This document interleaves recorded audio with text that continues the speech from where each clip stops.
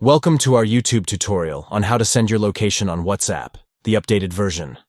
Whether you're meeting up with friends or trying to find a new place, sharing your location on WhatsApp is quick and easy. Let's get started. First, open WhatsApp on your Android device.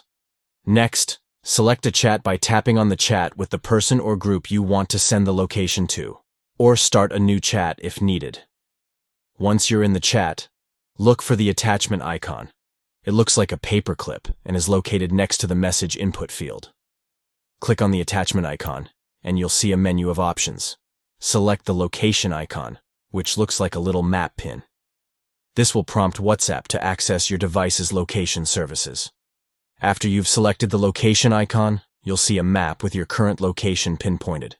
Finally, tap on the option to send your current location, and just like that, your location will be shared with the chat. And there you have it. A simple and effective way to share your location on WhatsApp. Thanks for watching and stay tuned for more helpful tutorials.